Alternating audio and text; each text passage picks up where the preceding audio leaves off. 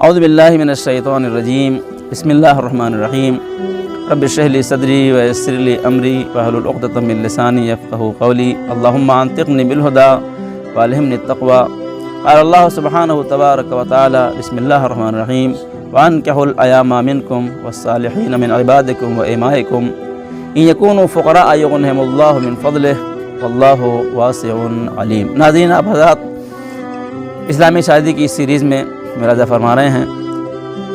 پہلی ایپیسوڈ میں آپ نے ملاحظہ فرمایا کہ اچھی عورتوں کے صفات کیا ہیں۔ آج ہم بتائیں گے کہ بری عورتوں کے صفات ہیں۔ ہر شخص کی ذمہ داری ہوتی ہے کہ وہ اپنے بچوں کے لیے اچھی ماں لے آئے، اپنے گھر کے لیے اچھی بہو لے کے آئے، اور ہر شخص ہمیشہ خوب سے خوب تر کا انتخاب کرتا ہے۔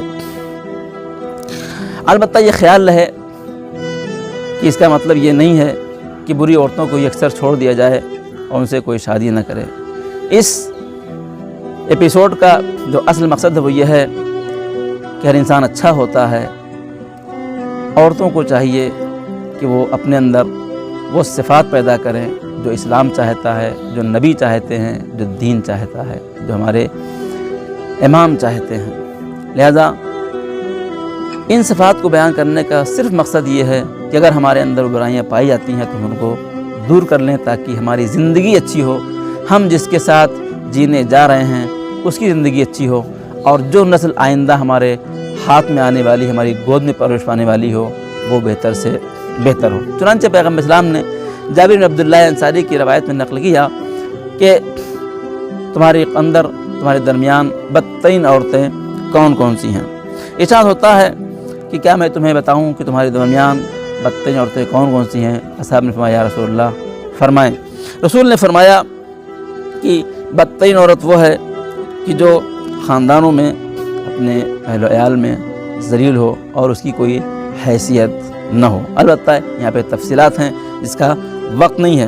اپنے شوہر سے تکبر و غرور سے ملتی ہو، مگر مثلا اگر کوئی لڑکی ہے جس نے زیادہ پڑھ رکھا ہے، شوہر کی تعلیم کم ہے، تو وہ اپنے علم پر غرور کرے۔ کوئی مالدار عورت ہے، کسی غریب سے شادی ہوتی ہے، تو اپنے مال و دولت پر غرور کرے، تکبر کرے، یا اپنے حسن و جمال پہ تکبر کرے۔ کسی چیز پر شوہر کے سامنے تکبر نہیں کرنا چاہیے۔ ناز نخرے والی ہو، بلا وجہ کو شوہر کو پریشان کرتی ہو اور بلا وجہ نخرے کرنے والی ہو، وہ عورت اچھی نہیں ہوتی ہے۔ شوہر کے نہ رہنے پر میک اپ کرتی ہو، شوہر نہیں ہے تو میک اپ کر کے نامحرموں کے سامنے جاتی ہے، وہ بدترین عورت ہے۔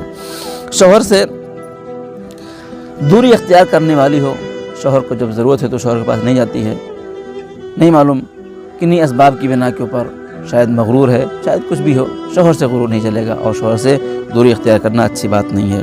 شوہر کی بات نہ سننے والی ہو، بہت سی عورتیں ہوتی ہیں جو وہی کرتی ہیں جو اس کے شوہر نہیں چاہتے ہیں، یہ کام بدترین عورتوں کا ہے۔ اور اس کے بعد اس کے عذر کو قبول نہ کرنا۔ ایک عورت اگر اس کا شوہر کوئی غلطی انسان سے ہو گئی اور اس سے معذرت چاہے تو اس کی ذمہ داری یہ ہے کہ اپنے شوہر کی معذرت کو قبول کر لے۔ یاد رکھیے کہ اگر بیویاں اچھی ہوتی ہیں تو نسلیں بھی اچھی ہوتی ہیں اور بچے بھی اچھے ہوتے ہیں، اور سماج میں ایک اچھی نسل حوالے ہوتی ہے۔ ایک مختصر واقعہ میں آپ سامنے نقل کرنا چاہتا ہوں۔ امام محمد باقر علیہ السلام سے روایت ہے کہ بنی اسرائیل میں ایک بہت عقل مند اور مالدار انسان تھا۔ اس کی دو بیویاں تھیں، ایک بیوی پاک دامن اور نیک تھی، اور دوسری بیوی جو عفیف نہیں تھی، پاک دامن نہیں تھی، اور تھوڑا سا بری تھی، بدترین عورتوں میں سے تھی۔ دونوں سے بچے تھے۔ جب وہ مرنے لگا تو اس نے وصیت کی کہ میری تمام دولت میرے ان بچوں میں سے ایک بچے کی ہے، اور یہ کہہ کے وہ مر گیا۔ جب وہ مر گیا تو دولت کو لے کے آپس میں جھگڑا شروع ہو گیا۔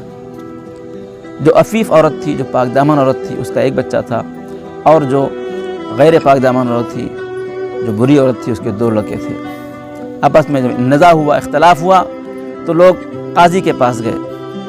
قاضی نے کہا اس مسئلے کا حل میرے پاس نہیں ہے، آپ فلاں جگہ جائیے۔ تین برادران جو تین بھائی ہیں، بہت ہی عقل مند اور سلجھے ہوئے ہیں اور بہت ہی علم رکھنے والے ہیں، آپ ان کے پاس جائیے۔ وہ ایک بھائی کے پاس گئے، دیکھا کہ ایک بوڑھا انسان ہے، سر کے بال سفید ہو گئے ہیں، آثار پیری چہرے پر نمودار ہیں۔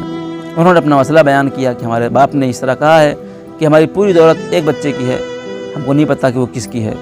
کہا کہ دیکھو اس مسئلے کا حل میرے بڑے بھائی تم کو بتائیں گے، آپ ان کے پاس چلے جاؤ۔ یہ بچے بڑے بھائی کے پاس گئے تو کیا دیکھا، وہ ادھیڑ عمر کے ہیں، ذرا سا ہم تندرست بھی ہیں، اور اس چھوٹے بھائی سے زیادہ جوان لگتے ہیں۔ مسئلے کو بیان کیا، انہوں نے کہا یہ مسئلہ ہمارے بڑے بھائی تم کو بیان کریں گے تو ان کے پاس چلے جاؤ۔ جب بڑے بھائی کے پاس گئے تو کیا دیکھا، وہ ایک جوان ہیں اور تندرست ہیں اور بہت ہی اچھی طرح سے ہیں۔